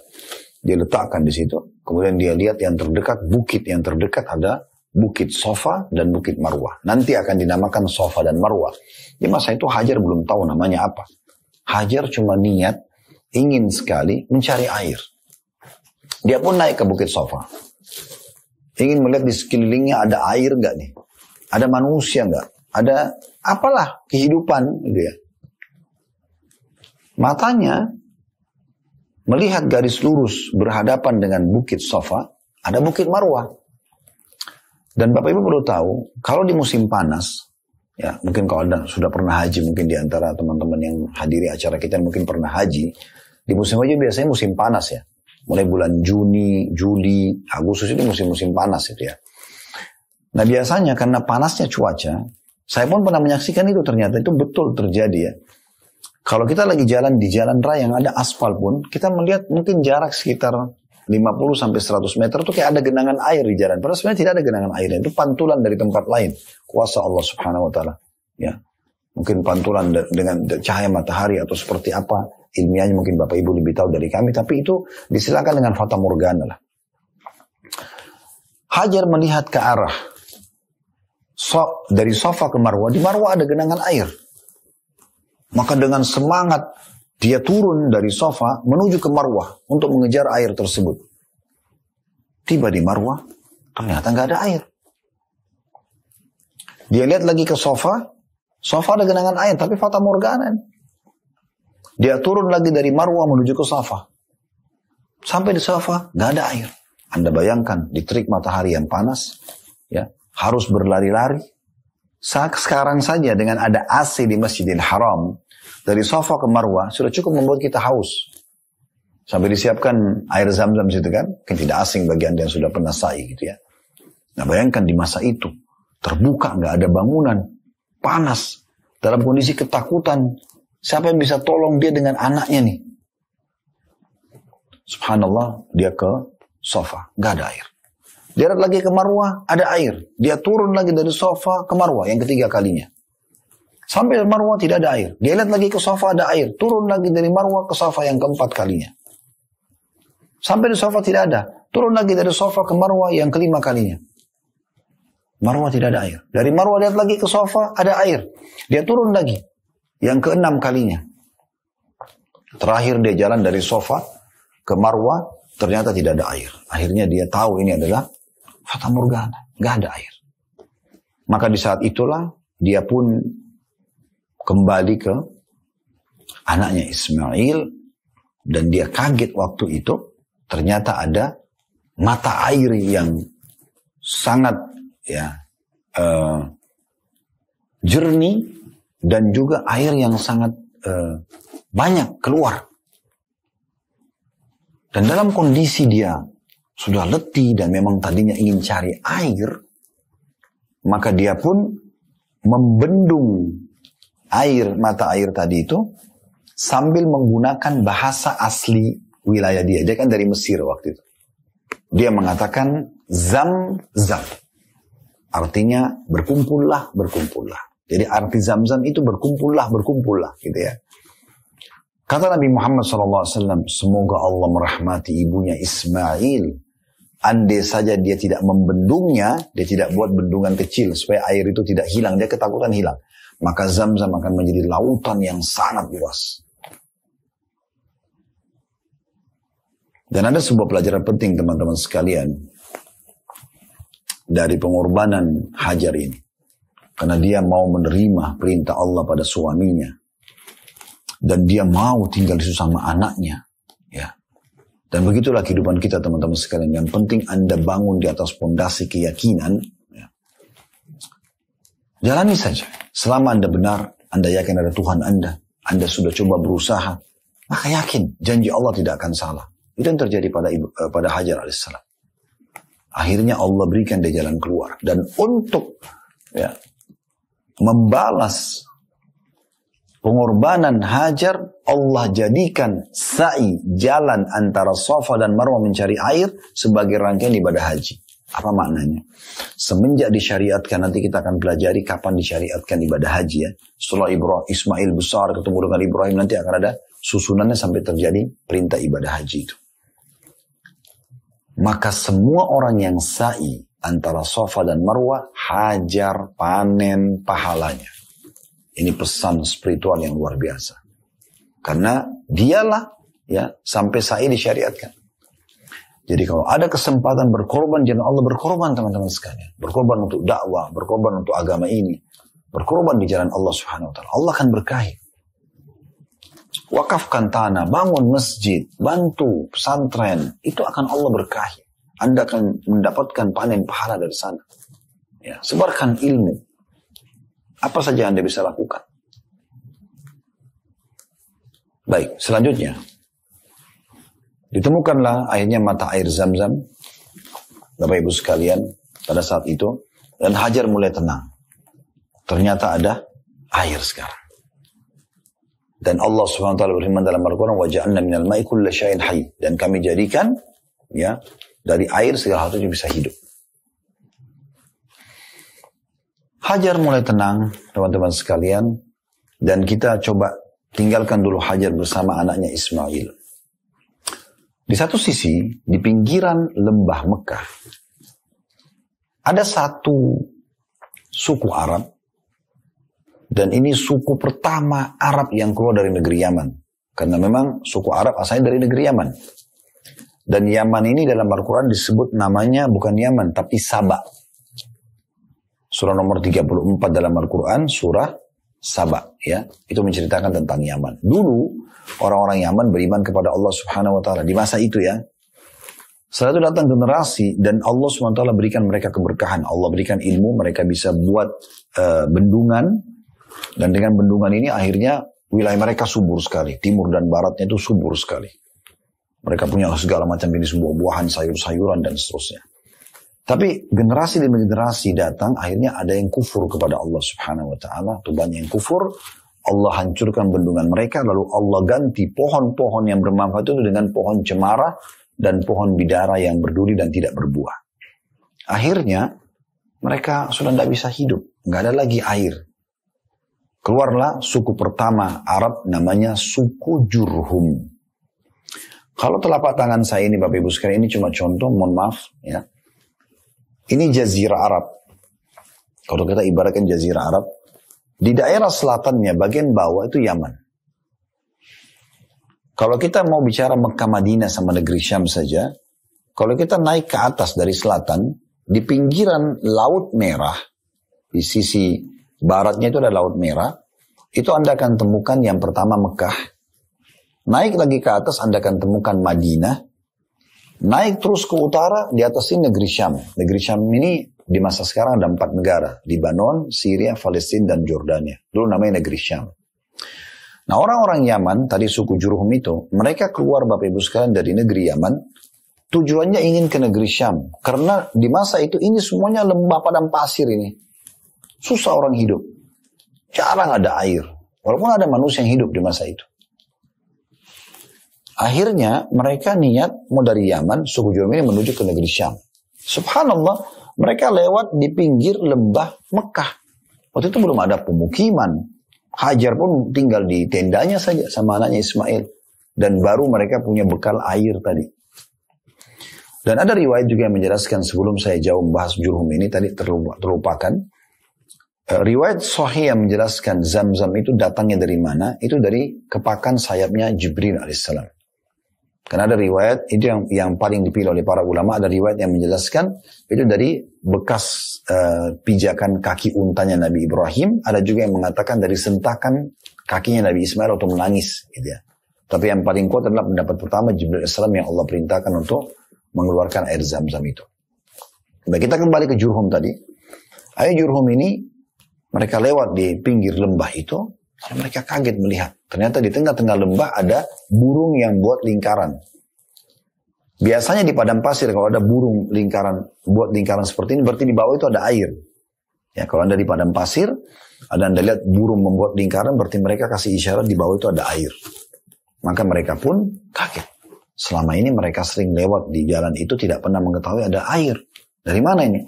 Lalu mereka utus 2 orang di antara mereka datang ke sana dan kaget melihat ada Hajar dan anaknya Ismail, serta ada sumber mata air yang sangat deras, bersih, jernih. Kedua orang ini kembali melaporkan kepada kepala sukunya.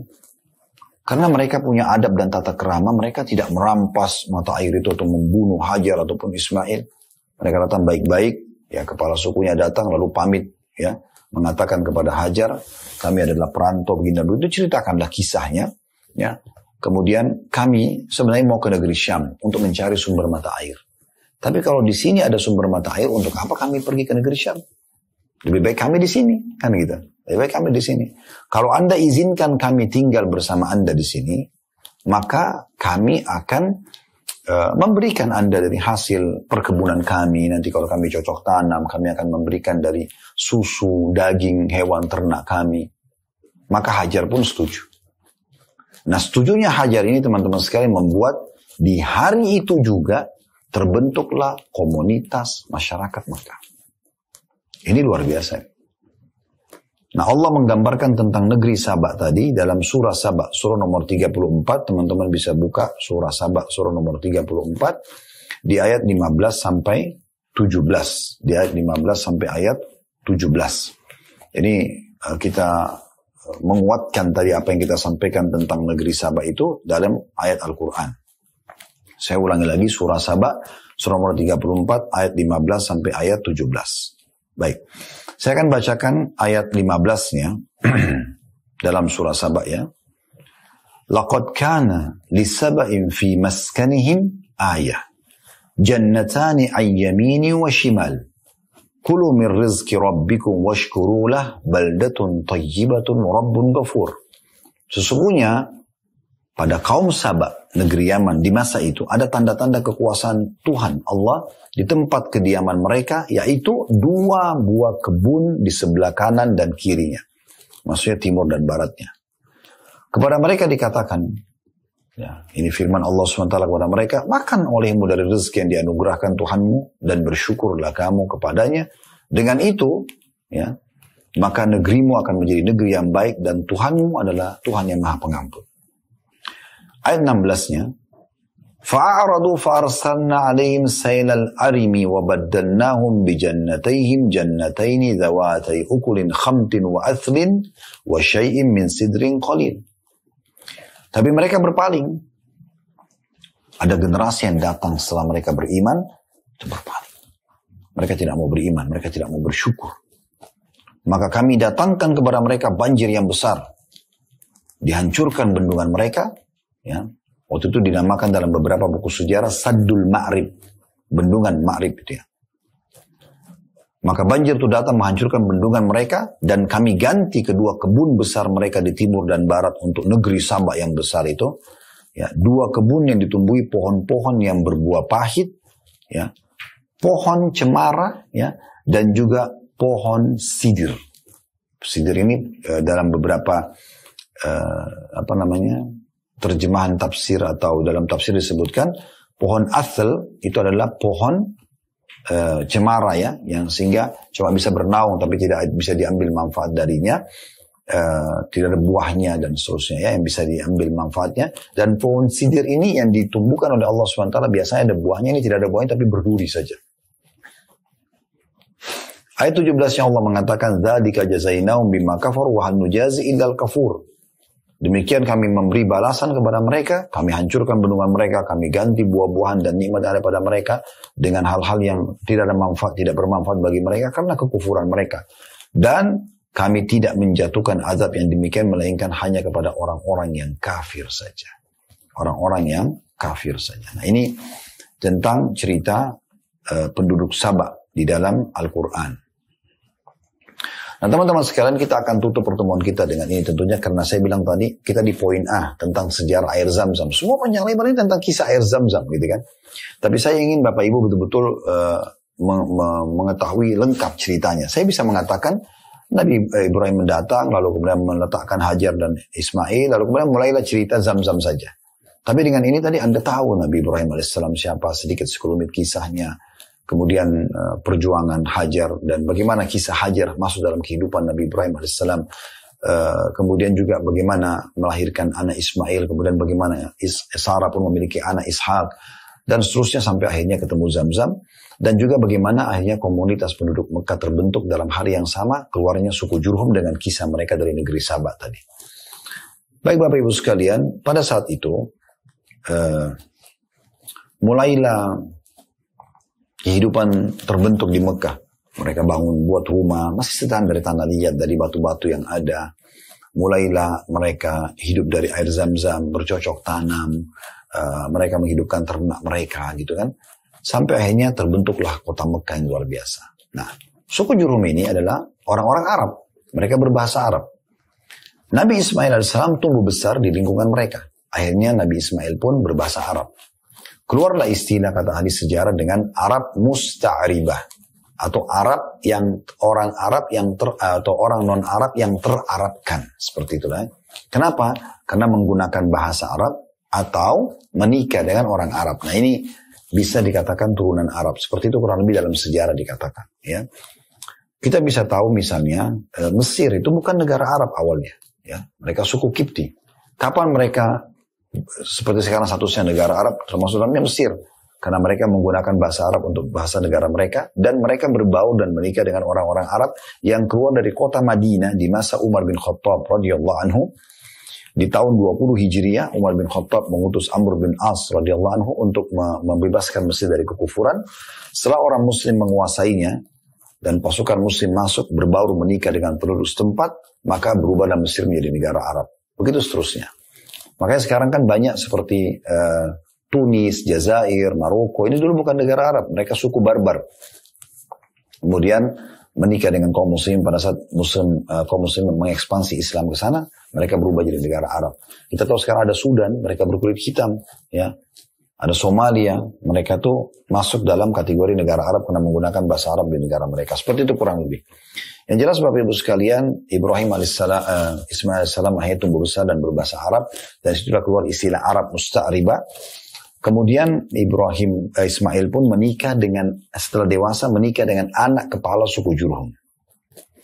Setelah menikah berjalan rumah tangga mereka, Nabi Ismail alaihissalam ini punya hobi kesukaan itu untuk berburu. Pada saat dia lagi pergi berburu, setelah menikah beberapa waktu, di saat itulah pertama kali Allah subhanahu wa ta'ala mengizinkan Ibrahim alaihissalam untuk datang mengunjungi istrinya Hajar dan anaknya Ismail setelah ditinggalkan sekian tahun. Bayangkan dari Ismail masih bayi sampai Ismail sudah menikah. Ya Allah wa'alam waktu itu saya tidak temukan referensi, bagi saya sebatas ilmu saya Bapak Ibu sekalian ya, berapa umur Ismail pada saat menikah. Ya, tapi yang jelas Ismail alaihissalam setelah menikah, akhirnya ayahnya Ibrahim diizinkan untuk datang dan mengunjungi Hajar istrinya dan juga anaknya Ismail. Tapi Ismail kebetulan lagi pergi berburu. Di masa itu orang kalau berburu 2-3 bulan, 4 bulan baru kembali. Nabi Ibrahim alaihissalam pergi mengunjungi rumah Ismail dan kemudian karena masa itu tidak ada foto, orang tidak tahu wajah orang. Kalau sekarang kan kita bisa kenal siapapun seluruh dunia dengan mendatangkan fotonya atau videonya, kita jadi kenal, oh ternyata mukanya orang ini seperti ini. Di masa itu tidak ada. Maka berkatalah Ibrahim alaihissalam untuk datang ke rumah Ismail, bagaimana kehidupan kalian? Kemana suamimu? Istrinya mengatakan lagi berburu. Ya, kemudian ditanya bagaimana kehidupan kalian? Istrinya Ismail ini menyampaikan keluh kesah banyak sekali. Susahlah inilah. Intinya tidak bersyukur kepada Allah subhanahu wa ta'ala. Maka setelah mendengar itu kata Ibrahim AS, nanti kalau suamimu kembali yang Ismail, sampaikan ada seseorang tamu yang datang bernama Ibrahim, dan sampaikan agar dia mengganti tiang pintu rumahnya. Maka Ibrahim AS pun duduk beberapa waktu bersama Hajar, namun karena Ismail belum kembali dan Allah subhanahu wa ta'ala perintahkan agar Nabi Ibrahim kembali ke negeri Syam, kembalilah dia. Tak lama kemudian Ismail balik dari berburu, setelah ketemu ibunya Hajar dan disampaikan kalau ternyata ada ayahnya Ibrahim datang segala macam. Dia pun gembira tapi sedih juga satu sisi karena belum ketemu, ya dari bayi belum ketemu. Lalu kemudian dia pun pulang ke rumah, lalu dia tanya istrinya, apakah ada tamu datang? Kata istrinya, iya ada. Siapa namanya? Seorang yang bernama Ibrahim. Apa pesannya? Pesannya agar engkau mengganti tiang pintu rumahmu. Maka Ismail pun mengatakan, itu adalah ayahku Ibrahim, dia seorang Nabi Allah, dan dia memerintahkan aku untuk menceraikanmu. Maka Ismail pun menceraikan istrinya. Kemudian Ismail menikah lagi dengan salah satu dari keturunan, ya, dari anak suku, anak juga terkenal di situ, anak suku yang lain, gitu ya. Menikahlah dia dengan istri yang kedua ini, Dan Ibrahim alaihissalam pada saat itu mendapatkan perintah lagi, ya, yang kedua kalinya untuk datang mengunjungi Hajar dan Ismail. Pergilah ke Mekah. Subhanallah, Ismail baru menikah dengan istri keduanya ini. Dan dia pun pergi berburu lagi. Di waktu yang bersamaan, Ibrahim datang, setelah mengunjungi istrinya Hajar, dia datang ke rumah anaknya Ismail, tanya istrinya, mana suamimu? Lagi pergi berburu. Bagaimana kehidupan kalian? Maka istrinya mengatakan, kehidupan kami alhamdulillah cukup, semua syukur. Ya, menandakan wanita ini baik. Maka kata Ibrahim alaihissalam, nanti kalau suamimu pulang, sampaikan kalau ada tamu bernama Ibrahim, dan sampaikan agar dia mempertahankan tiang pintu rumahnya. Gak lama kemudian, takdir Allah subhanahu wa ta'ala menentukan seperti itu, Ismail balik dan Ibrahim masih ada di Mekah. Dia pulang ke rumahnya, lalu dia tanya istrinya, ada yang datang? Ada. Seorang namanya Ibrahim. Apa pesannya? Pesannya agar engkau mempertahankan tiang pintu rumahmu. Maka kata Ismail, itu adalah ayahku Ibrahim, dia seorang nabi, dan dia memerintahkan aku untuk mempertahankan rumah tangga denganmu. Selesai itu, Ismail langsung segera menuju ke rumah ibunya, Hajar, bertemu dengan Ibrahim, ayahnya pertama kali. Setelah melepaskan rindu, bercerita panjang lebar, berbicara tentang syariat Allah subhanahu wa ta'ala. Baru hari pertama. Malamnya, Nabi Ibrahim AS tidur. Subhanallah, takdirnya Allah, Nabi Ibrahim mimpi melihat anaknya disembelih. Ismail ini. Baru ketemu, baru lepaskan rindu. Mimpi melihat menyembelih anaknya. Dan mimpi para nabi-nabi benar, wahyu. Ya, beda dengan mimpi kita ya. Kalau mimpi nabi-nabi itu pasti wahyu. Nah, seperti itu. Maka pada saat itu Bapak Ibu sekalian, Ibrahim pun akhirnya bingung harus bagaimana nih. Tapi ini wahyu. Dia segera memanggil Ismail lalu menceritakan. Bagaimana anakku? Aku melihat dalam mimpi aku menyembelihmu. Maka di luar prediksi, Nabi Ismail lalu mengatakan, wahai ayahku, lakukan apa yang diperintahkan kepada anda. Dan anda akan menemukan saya termasuk orang-orang yang sabar. Dalam mimpi, Nabi Ibrahim AS melihat titik yang dia harus menyembelih anaknya Ismail. Maka dia pun akhirnya ya, pergi sama anaknya Ismail ke titik yang dia lihat dalam mimpi itu. Namun di tengah jalan, iblis datang dan menggodanya. Apakah engkau yakin akan menyembelih anakmu? Apakah begitu dan begitu? Nabi Ibrahim AS sangat yakin dengan keimanannya. Dia pun mengambil 7 butir batu dilempar ke arah syaitan itu. Nah, syaitannya pergi. Dia jalan lagi beberapa langkah, datang lagi iblisnya. Dilempar lagi sama Nabi Ibrahim AS 7 butir batu. Pergi lagi syaitannya.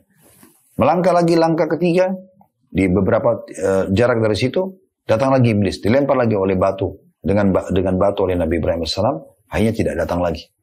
Sampai Nabi Ibrahim sampai ke titik yang akan disembelih.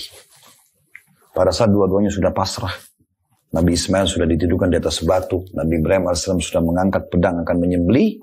Di saat itu Allah SWT datangkan Jibril AS yang menahan pedangnya Nabi Ibrahim dan menyampaikan, engkau telah membenarkan mimpi wahai Ibrahim.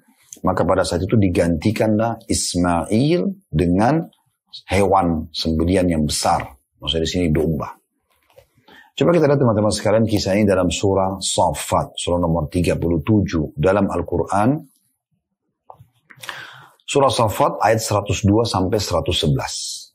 Ya. 102 sampai 111. Ya. Dan insya Allah pertemuan kita tutup dengan ini ya. Sekali lagi surah Saffat, surah nomor 37 ayat 102 sampai 111. Bunyinya, di 102-nya, Falamma balaga ma'ahu as-sa'ya qala ya bunayya inni ara fil manami anni adbahuka fanzur madza tara. Qala ya abati if'al ma tu'mar satajiduni insyaallah minas sabirin. Maka tak kala anak itu sampai pada umur sanggup berusaha bersama-sama Ibrahim. Maksudnya sudah ketemu, sudah dewasa. Ibrahim berkata di hari pertama ketemu sama anaknya, hai anakku, sesungguhnya aku melihat dalam mimpi bahwasanya aku menyembelihmu. Maka coba fikirkan bagaimana pendapatmu. Berikan aku pendapat. Ini tadi yang saya bilang di luar prediksi Nabi Ibrahim, ternyata anaknya Ismail menjawab ini. Ismail menjawab, hai bapakku. Dan ini ingat ya, digunakan lagi istilah abati. Wahai ayahku sayang, kerjakanlah apa yang diperintahkan kepada anda atau kepadamu. Insya Allah kamu akan mendapatiku termasuk orang-orang yang sabar. Ayat 103-nya. Falamma aslama wa tallahu lil jabin. Tak kala keduanya telah berserah diri dan Ibrahim membaringkan anaknya atas pelipisnya. Nyatalah kesabaran keduanya pada saat itu. 104-nya, ayat 104, wa nadainahu ayya Ibrahim, dan kami seru Ibrahim, panggil pada saat itu, hai Ibrahim, qad saddaqta ru'ya inna kadzalika najzil muhsinin. Sungguhnya kamu telah membenarkan mimpi itu. Sesungguhnya demikianlah kami memberi balasan kepada orang-orang yang berbuat baik. Ayat 106-nya, inna hadza lahuwal bala'ul mubin. Sungguhnya ini benar-benar suatu ujian yang nyata. Karena memang dia harus ikuti mimpinya. Dan menyembelih anaknya bukan main-main. Ayat 107. Wa fadainahu bidhibhin azim. Dan kami tebus anak itu Ismail dengan seekor sembelihan yang besar. 108-nya. Wa tarakna alihi fil akhirin. Dan kami abadikan untuk Ibrahim pujian yang baik di kalangan orang-orang yang datang kemudian. 109-nya salamun ala Ibrahim. Kesejahteraan dilimpahkan atas Ibrahim. 110-nya, kadzalika najzil muhsinin, begitulah kami membalas orang-orang yang berbuat baik. 111-nya, innahu min ibadinal mu'minin. Begitulah ya, dia termasuk hamba-hamba kami yang beriman. Nah, akhirnya pada saat itu ya, tidak jadi disembelih Ismail alaihissalam dan Allah ganti dengan sembelihan. Dan nanti insyaallah ke depannya kita akan lanjutkan di poin ya, setelah membahas panjang lebar kisah sejarah Zamzam dan juga pertemuan antara Ibrahim dan Ismail alaihissalam setelah tidak jadinya disembelih, dan nanti akan kita lihat dari keluarga yang berkah inilah, keluarga mulia inilah, ada sa'i tadi dari Hajar alaihissalam, ada air Zamzam yang akhirnya seluruh dunia minum sekarang Zamzam, dan nama Zamzam keluar dari lisan Hajar. Kemudian kita juga melihat bagaimana ada perintah untuk menyembelih ya di situ, dan Ibrahim patuh dan Ismail kepada Tuhannya, dan nanti akan ada syariat kurban, dan sampai sekarang kita pun menjalankan syariat itu di Idul Adha dan di musim haji. Kemudian juga ada nanti hukum atau syariat dalam haji itu jumrah, melontar setan ya di 3 titik tadi yang Nabi Ibrahim melempar. Nanti akan kita jelaskan di pertemuan akan datang insyaallah tentang masalah kisah pembangunan Ka'bah serta juga perintah haji. Itu akan kita bahas insyaallah di pertemuan akan datang. Mudah-mudahan ini bisa diambil faedah dan Allah ikhlaskan niat kita, dan insyaallah bisa diambil pelajaran dari sirah Nabawi ini. Kedepannya sekali lagi kita akan bahas kisah pembangunan Ka'bah dan perintah haji dengan izin Allah SWT. Kita lihat kalau bisa selesaikan kita selesaikan. Dan kalau memang masih ada waktu pun nanti kita akan coba tambah dengan bahasan yang lain. Tapi bahasan kita akan sampai di sini insyaallah. Kalau benar dari Allah silakan diambil dan diamalkan. Kalau ada salah dari saya mohon dimaafkan dan saya istighfar kepada Allah Subhanahu wa taala. Subhanakallahumma bihamdika asyhadu an la ilaha illa anta astaghfiruka wa atubu ilaik. Wassalamualaikum warahmatullahi